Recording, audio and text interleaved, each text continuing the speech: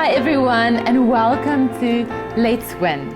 Here's where you'll find God-filled encouragement that will help you live and lead with a victory mindset. Ladies, I hope this is encouraging you. My heart is to cheer you on this journey that we're on and help us move forward, take ground, and live victoriously in everything. On Sunday, Daniel spoke about finances.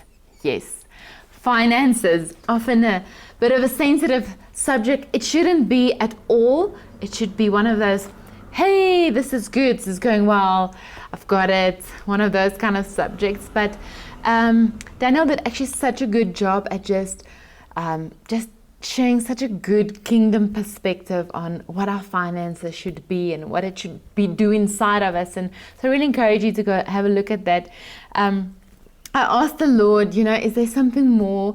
Can we move on to something else? And I felt like there was something that he just asks the question that who is holding your heart?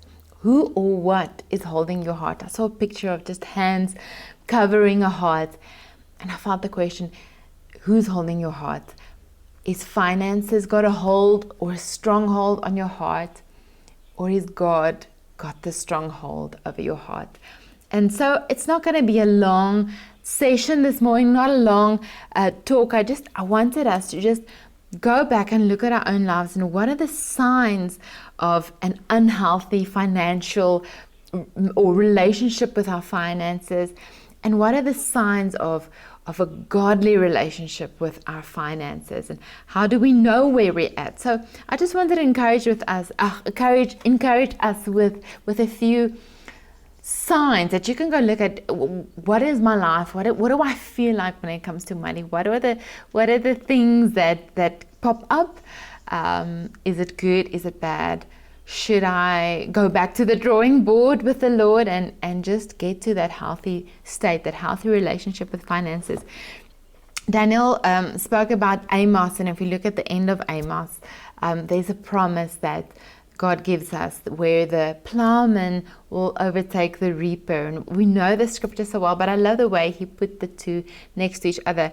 And there's a lot of financial teachings that often puts a healthy and an unhealthy financial status or relationship with money next to each other in the same way. We've got a wealth mentality and a poverty mentality, a kingdom's perspective or a earthly perspective when it comes to our relationship with money and finances.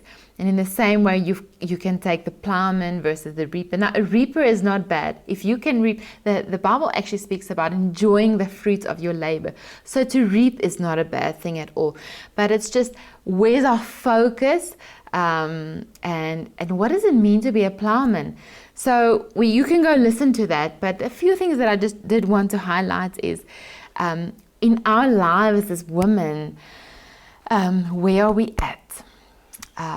What do we get consumed with? What is it that a lot of our focus goes into or onto?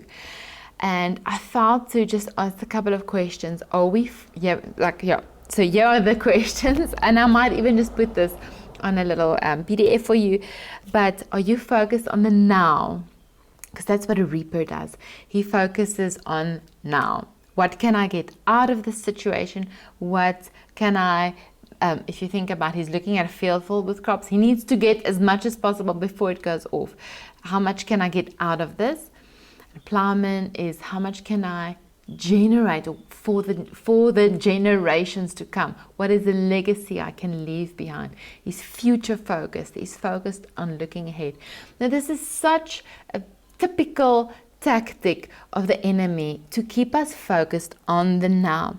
If you think about walking on a journey, walking on a path, if you're not looking ahead at where you're going, you're going to either trip over something you're not seeing coming, you're going to either get lost because you don't know what you're walking towards, you're going to lose your way, and that's often followed by just a sense of hopelessness and despair.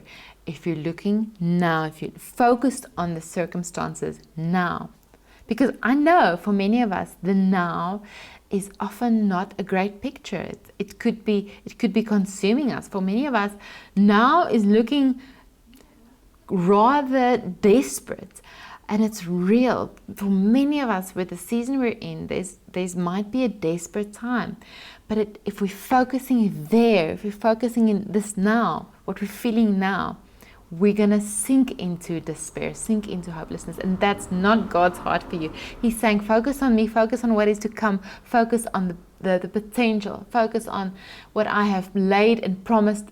And he's asking us to enter with him into a relationship of trust, in God, that we're following his process. So don't be consumed by the now. Don't look down. You're going to fall. You're going to trip over something you didn't see coming. All right. So question 1, are you focusing on now? Are you focusing on the future? Are you survival orientated, or are you trusting God for provision? Survival is not a good place to be at, because you become narrow-minded, you become so zoned in that you don't hear what God is doing, you don't hear what he's speaking. You shut out important people, you shut out important opportunities, and you don't have peace. You can't sit and rest in God's goodness when you are survival orientated. It's like you're shutting out the goodness of God. You're shutting out what he's doing. So don't be survival orientated, because that's not who our God is. He's a God of goodness, and he's a God of abundance. And if you're saying, well, I don't see the abundance, ask him to show you the abundance. It is there, all right? It is there. Maybe it looks different in the moment. It might not be what you expected in this season now, but there's abundance all around you. Let him open your eyes towards the abundance around you and to come. Trust him. All right. The third question is being a reaper, or having a poverty mentality is often associated with, what can I get? What can I receive? How much can I get out of this? What can I get? Versus wealth mentality, or a plowman, is, what can I give? What can I sow? What can I put in for one day? All right, what can I give? And I'm not necessarily talking about money here. It could be any form of resources. It could be time. It could be love. It could be an act of kindness. When we're in survival mode, or grab or receive mode, we're closing our hands, our grip is closed, and it's like this. It's protecting myself, protecting what I have here. It becomes an inward focus. It's unhealthy. It leads to a horrible feeling inside, leads to desperation, leads to hopelessness, it leads to depression, right? Versus, okay, even though things are looking hectic, I still have joy to give to my family. I still have kindness to give to my family. I still have a sense of peace. I still have a sense of rest. I still can enjoy a cup of tea. I can still, it just opens up. I can still give you my heart. I can still give you, if you don't have the financial resources to give, or whatever it is, whatever form of resource you have to give. Right, so it's about, where's your heart focused, where's your emotional being focused. So that's just a little bit of what I thought. Go and chew on in this week. Go and just be introspective about, what are the symptoms? What are the things that are popping up when it comes to finances? What are the feelings that come up when we think about our financial status? And again, it fluctuates. I know it fluctuates. I know there are good times and there are hard times. The thing is, God's asking us, through the tests, through the trials, through the tribulations, to remain steady in our trust in Him.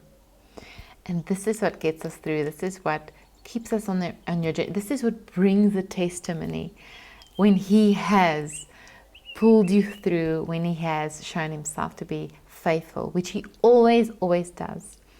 So be encouraged. Keep your eyes focused on God. Keep your eyes focused on the promises He's put before you.